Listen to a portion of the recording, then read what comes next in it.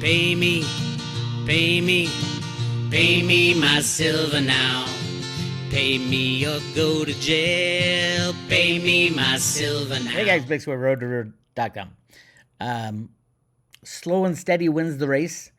I love that silver's making jumps. You know, anything above $1 really brings focus to silver, but slow and steady wins the race. This is not going to stop in the near future.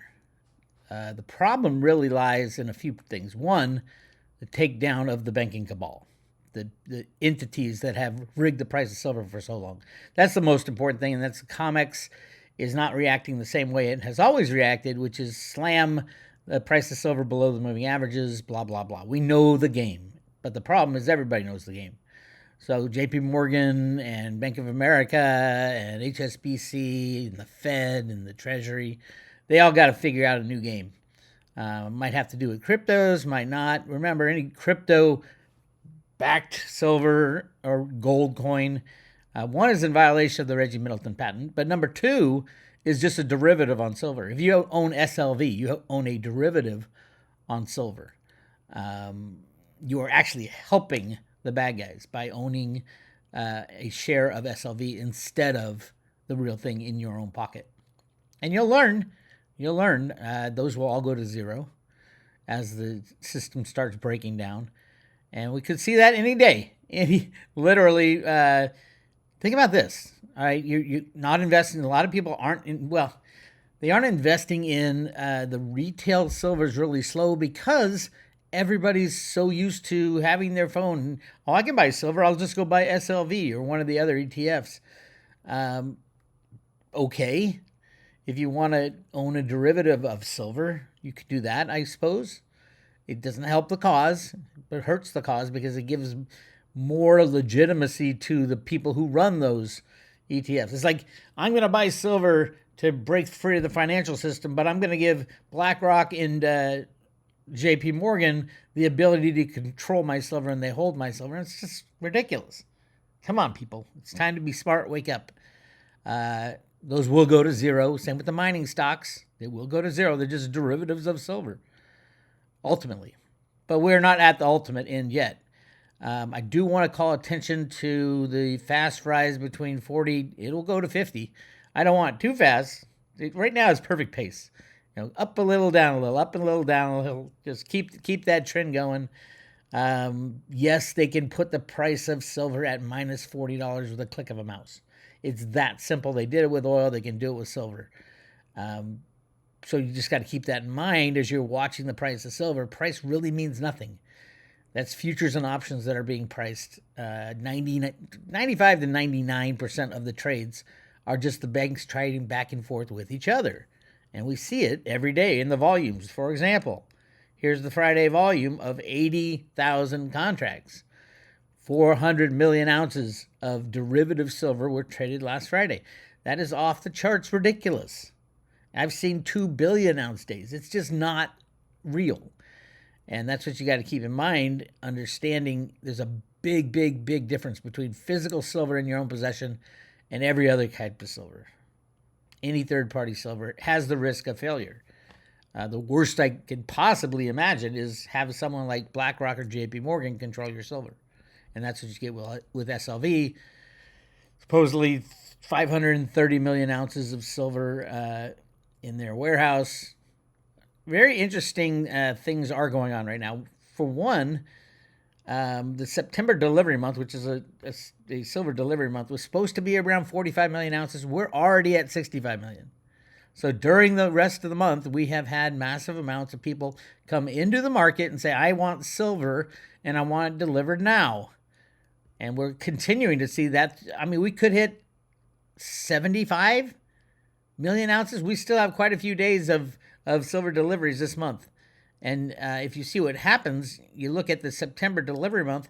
Last Friday, they added to the delivery of open interest, which is these still have to be delivered, 451 contracts, which is a little over, 3 million ounces, something like that. But they added 158 contracts. So the amount of silver still due is growing right now. Not by a lot, but enough. And we will see, they have an end game in mind, the COMEX, which is probably shut down, force majeure type of thing. War breaks out or financial collapse of Argentina could be coming up. I'm hearing quite a few rumors about that, which has happened so many times in the past. Why wouldn't they happen again? And then whose debt is really being defaulted on, which I'll get to in a second. But yes, don't get me wrong. I love seeing the price of silver move. This is silver this last year. Started the year out under $30 at $29, and now we're at $43 and moving. Don't forget, when we hit 50 and go past 50, it'll probably jump around the 50 for a while. Could be a day, could be a few minutes. Not many people thinking they're going to hold the price of silver under $50 because there's no justification for it. The price of silver is still, shockingly, well below its all-time high from 1980. That just should shock every human on the planet, considering gold is, going to be close to 4 or 5 times.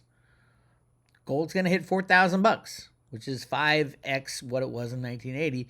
And silver's it has so far to catch up. And it's such a better investment than gold. It's just shocking. But silver is absolutely price capped. And it has been for over 180 years. So that's why you want to be in silver when the breakdown happens. And when it breaks $50 on these exchanges and wherever silver's priced, that turns into a new floor on the price of silver. So you're looking at a historic floor about to be built, and we're still hovering below. So obviously, go to your local coin shop, get as much physical silver as possible. If you don't have a local guy, contact Andy Scheckman at Miles Franklin. Send him an email, info@milesfranklin.com, and they'll send you a list of their inventory. Just say, hey, I'll need a list of your inventory because I want to buy a hell of a lot of silver. Start with your national coined, minted coins. If you're in the U.S., U.S. Eagles, I know the premium's high, but ultimately that's the last thing they're going to nationalize. But even better is the pre-65 coinage. That's my favorite. Smaller denominations. It's harder to counterfeit all the above, and it's made by the U.S. government. And if you understand what's going on the road to Ruta, there is a difference between the banking cabal, the Fed, and all the drama at the Fed right now, and the United States of America constitutional money of gold and silver. We will see what happens. I personally know that the United States government has massive amounts of physical gold ready to be implemented. Probably a lot of physical silver too, but gold is going to be off the charts because there's probably 10 times the amount of gold that they're telling you available, which is great for the new system. But it doesn't matter how much there is, truthfully. If you don't know the total quantity, it's all a guess, right? You don't know if there's 220,000 tons of gold that's ever been made, according to guys like Jeff Christian, then that should be the number. But that's a lie. And we've shown it to be a lie. Read Sterling and Peggy Seagrave's book, Gold Warriors, and you'll say, oh, well, crap, this is well over 300,000 tons. And they're saying only 220,000 tons have been found and brought above ground. And what about the Chocolate Mountain gold? Massive amounts of gold in Chocolate Mountain. Massive amounts of gold in the Grand Canyon. I've proven it time and time again. In placer gold, all up and down the Colorado River. But there's also the mother lode. And did we find the mother lode? The mother lode is like, if you have placer gold in the sand, it all started somewhere from a conglomeration of gold. Now, how that gold got there, was it already on the planet? It just kind of got worn down over the years? Or was it deposited on the planet, which I believe it was, from like a solar mass coronal ejection of gold? And they've mapped out that the sun has massive amounts of gold in it, and every once in a while it'll burp out stuff. And the gold atoms contract and turn into gold in the middle of stars, which obviously our sun is a star. All the above. Yes, we don't even have to go down the conspiracy theory side. We could just know, you can find out how much gold is in the sun along with other elements. And the sun's so much massively bigger than the earth. So that's how I think it got deposited. And then whether or not we found the mother lode, how much of that gold was already above ground in the pre-cataclysm type days, who knows? A lot to be figured out and worked on. And did the giants on planet Earth mine gold and all the other entities? I know, it's crazy shit. Did you know all throughout the United States they were finding giant skeletons? Like massive, like 20-foot tall human beings. And then the Smithsonian got in charge of it, and they all kind of went away, disappeared. People are starting to find that out, and you look at the Bible and say, yeah, that's when the giants were around. So is it a big deal? Of course it's a big deal for it to come into normal human consciousness. According to Cliff, we have some exciting things coming with the 3-eye Atlas, whatever that is that's coming in. It will be a revelation to humanity. And we're hearing all kinds of things about finding life on Mars in the microscopic world. I think, hell, I have night vision goggles. I'll look up in the sky and see aircraft that we cannot, at least the understanding of what our aircraft do now and how the propulsion works. I've seen these things in the sky, triangle craft and the star-shaped craft and squadrons flying around sometimes. Most of the times I'll see just satellites, and those are easy to pick out. But sometimes you see a hell of a lot of shit, which makes me think there is some kind of cloaking of the sky. Welcome down Conspiracy Lane. Go to roadtoroot.com if you want more on that. Anyway, interesting. Zero Hedge saying there's 3 charts we're watching on silver that is beyond bullish. And the number one thing right now in silver, take the conspiracy out, take everything out, is the industrial demand is off the charts in every single sector. And the Silver Institute has been lying to humanity. They need to go away, along with Metals Focus. They're, supposedly the brains behind the Silver Institute numbers. But if you look at silver, it's in this channel for all you technical traders. This is, I think, the 20-day moving average. It's unbelievably bullish. Here's the 21-day move. Buy silver when it reaches the 21-day moving average. So you can find out the 21-day moving averages. And don't get me wrong, silver is still rigged with computers. It's just the good guys have control of those computers. And they're taking physical silver out of the market, which it literally will destroy BlackRock, JP Morgan Chase, HSBC, Bank of America, Wells Fargo Bank, all those massive derivative holders. So hang on to your hats. And then this is real interesting. No silver, no AI. AI does not work without a few things. And one of the main things is silver. Silver, the best conductor of electricity, is throughout every piece of computer equipment. There's always some silver because it's the best conductor. And if you look at the AIQ, which is like a ETF, I think, following AI type of pricing, it's going right along with silver. As AI, and again, this goes to the industrial side of silver. And if you look at the World Silver Survey, this is the Bible for all the morons who think silver supply and demand numbers mean anything at all. Sorry, people, they don't. And they're lies anyway. But you have at least, so according to the Silver Survey, the projected amount of silver used in industrial for 2025 was 677 million ounces, which is high. But the reality is last year they said we did 680, and everything is going up 10, 20, 30% this year. Mainly solar panels, which are up 64%. 64%. How is the Silver Institute going to justify their projection of 195 million ounces, a decrease of 1%, when the industry's up 65%? They lie, they cheat, they steal. They're going to have to change historical numbers again, which is ridiculous. We'll call them out on it. But not only that, let's look at what else is going up in silly ways. Global EV sales hit 10.7 million in 2025. This is just the first half. And look at this. It brings total EV sales for the first 7 months of the year to 10.7 million, up 27%. And we all know electric vehicles have a lot more silver in them than regular vehicles. But I mean, at some point you got to say, hey, Silver Institute, if the vehicles with more and more silver in them are up 27%, how do you come up with a number, your projection right here, where is it? Right here, and it's lumped in with electronics, electrical and electronics, which is AI stuff too, a growth of only 1%. It's just like they lie right to your face. Right to your face, they lie to you. All right.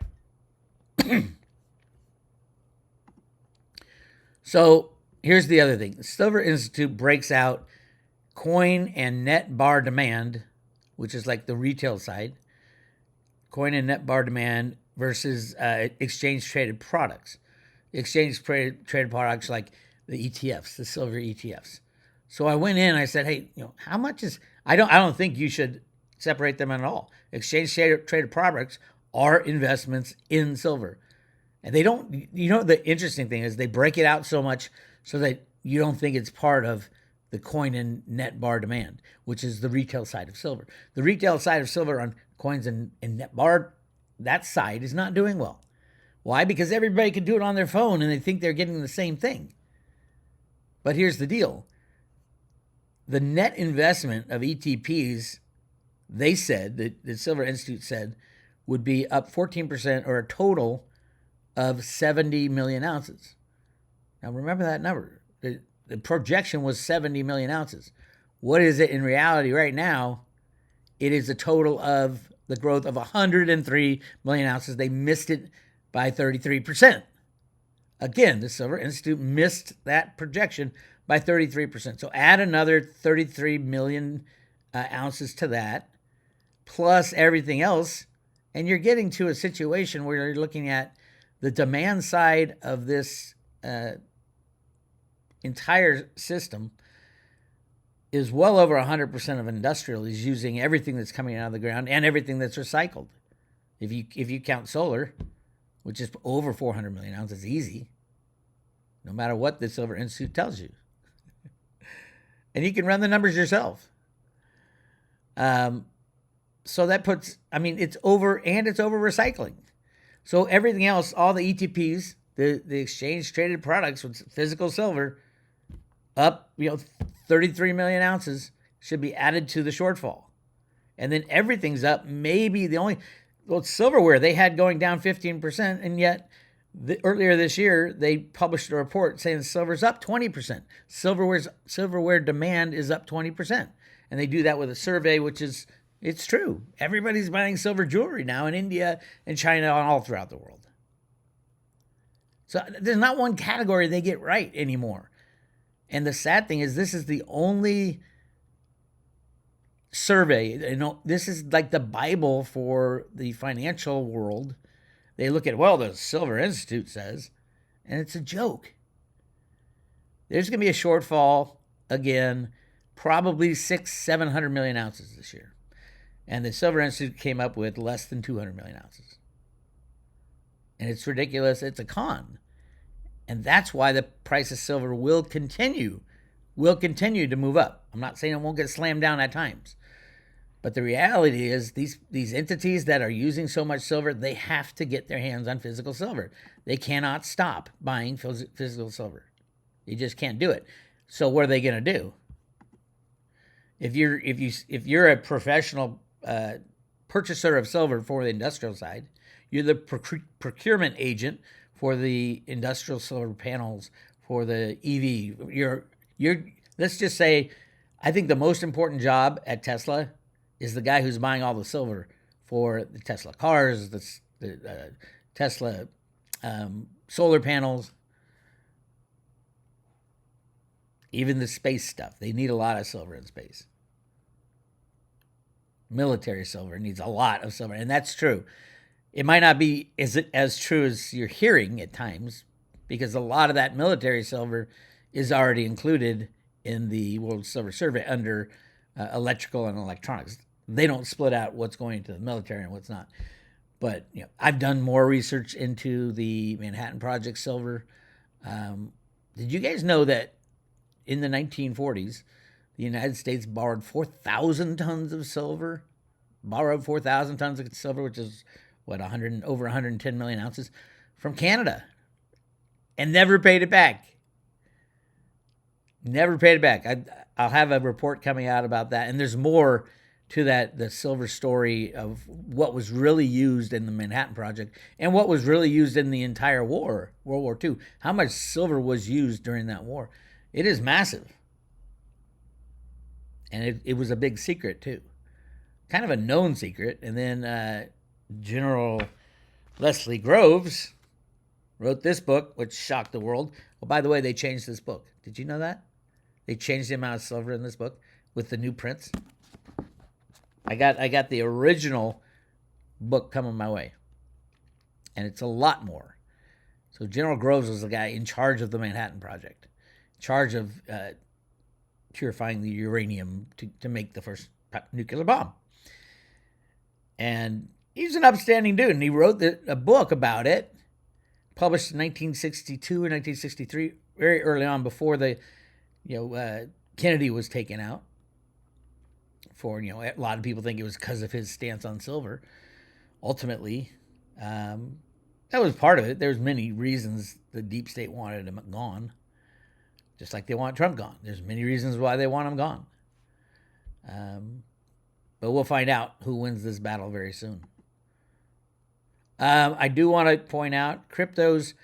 How will cryptos do in a complete meltdown? If JP Morgan goes down, they won't do anything. There will be no exchanges open. All the exchanges work on fiat money. They have employees to pay. They have, if the system goes down, there'll be no internet going on. The power companies need fiat money to run. All the servers and all that need to be open and operating. And that's, it's a big deal if everything shuts down. It's a very big deal. And don't think your cryptos are going to save you, because they won't. You won't even know how much they're worth. You won't know how much your gold and silver is worth. And that's what Warren Buffett was alluding to when he said that the derivative market is a weapon of mass financial destruction. Means it takes out everything. Now, how could that be triggered? Well, we have a situation going on right now in Argentina. Milei admits the market is in panic mode. How many times has Argentina failed? But how much money, how much fiat money is involved, and how many derivatives are involved with this? It's a lot. It's a hell of a lot. As a matter of fact, I ran some numbers here, and it talked about asking Grok about how many times has Argentina failed. And there's different kinds of failure with Argentina. There's a currency redenomination, there's hyperinflation episodes, and there's sovereign debt defaults. All of them have happened so many times: 1881, 1970, 1983, 1985, 1992, and then hyperinflation. If you live in Argentina, the last place you want to keep your money is in the peso, the Argentine peso. Look at the hyperinflation from 1989 to 1980. 1 year was 4,923%. That's over. And then they collapse the currency and they give out. IMF comes in again. 2001 to 2022 was 41%. And 2023 was 211%. And we're there again. And then you look at the sovereign debt defaults: 1827, 1890, 1856, 1982, 1988, 2001, 2014, 2020, 2022. It's just going to happen again. But now it's different. Now we're talking about a lot more fiat money and the entire derivative bubble. The derivative bubble wasn't that big in the early 2000s, but it is big now. So I asked Grok about what the hell's going on with the derivatives. Their current debt, about 460 billion is what you're looking at. Or actually 539 billion. Let's just say 600 billion, because they don't know exactly how much. And who's on the hook? The vast majority is private bondholders, such as BlackRock, Fidelity. So they're going to begging. They actually invest in these crazy third world countries because they'll get like 20% interest on their bonds, and they know at the end of the day there's going to be a bailout, or they think. And what happens if there is no bailout? That's the bigger question. Understanding the derivatives related to it. Now, this is saying, I said, how much derivatives are we looking at? And they came up with 150 to 200 billion. I think it's more than that. But hey, every day as Argentina gets shakier and shakier, the lenders are putting on more credit default swaps. Remember, there's a winner and a loser when it comes to derivatives. Who's going to be on the losing end? Who in their right mind would be selling these derivatives? Unless they're trying to control the situation.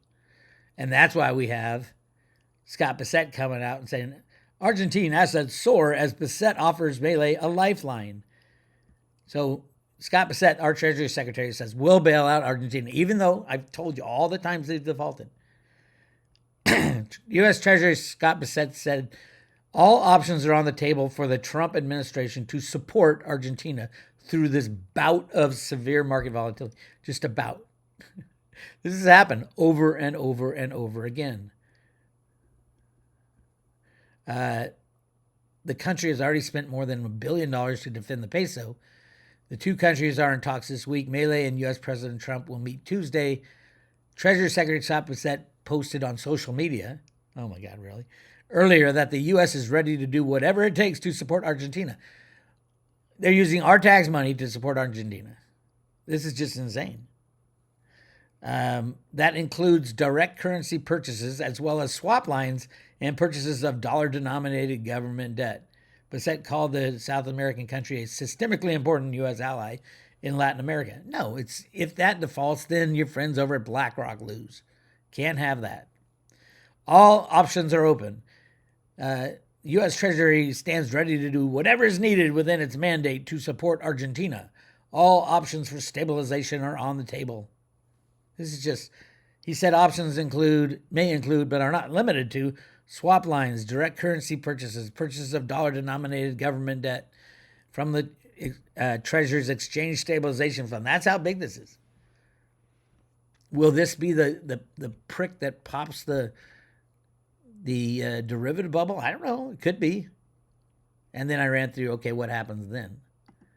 What happens if you do pop the derivative bubble? Every scenario that I gave Grok and kept coming back with, well, then finally there'll be a bailout.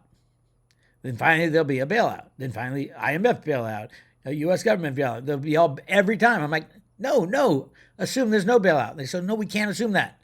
We can't assume no bailout because everything would stop functioning. And finally, my last question, way down here. That's a lot of questions. Some of these, why aren't you running the scenario I asked for? No bailouts, no recovery, a fiat, period. It just kept giving me, they have to bail it out.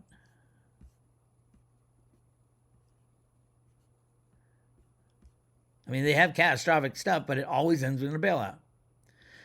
But it says stuff like, some cryptos will still be functional. No cryptos will be functional. No, nothing will be functional. Likelihood and clarifications. Virtually impossible that everything fails. Simultaneous failure of all banks requires catastrophic triggers. An EMP attack, extinction level event, JP Morgan resilience and regulatory safeguards make partial failures more likely. No fiat constraint. Permanently ruling out fiat recovery assumes a global rejection of the trust in banks, governments, unprecedented and historical collapses. Well, that's where we are right now, if you ask me. So it always gave me another bailout. Here's another bailout. We'll find out, right? I think ultimately this scenario remains near impossible, requiring catastrophic triggers, global EMP apocalyptic war, regulatory safeguards, Dodd-Frank, Basel III, JP Morgan's capital, prevent such a collapse under normal conditions. Argentina crisis is a small part of the derivative market, blah, blah, blah. And then ultimately said the internet would not sustain cryptocurrencies in this scenario, collapsing within 1 to 3 months. No, if the banks stop, it collapses within 1 to 3 days because there'll be no exchanges open. You won't know the value of your crypto. If you hold your crypto in a Coinbase wallet or a third party, it'll be gone. You hold your gold and silver in third party, it'll be gone. So, yeah. That's where we are. Anyway, joy and happiness on the road to Ruta. Although we are very happy to see silver finally, after 170 years, starting to break free of the manipulation. Don't get excited at $43 silver. Don't be excited at $50 silver. Don't be excited at $500 silver. It's nowhere near where it's going. It's going 1-to-1 at some point, 1-to-1 with gold. And I know you don't think so right now because it's at like 86-to-1 or something crazy like that. But the future does not equal the past in this situation. When you hold something down for 180 years, it's bound to break through any kind of understanding of how to value silver versus gold. And when they tell the world that, oh my God, there's so much gold in the world, 10 times the amount that you're hearing in the news, what would that do to the gold-silver ratio? I think gold will still go up. I think it's valuable, but it's not even close to as valuable as silver. Anyway, that's what I got for you. We are currently giving away 1 silver Grand Canyon Ruta coin with every private road subscription and renewal. Go check it out. Coolest coin ever made. Individually numbered with certificate of authenticity. Go check it out at roadtoruta.com. This is Bix Weir. I'll talk to you later.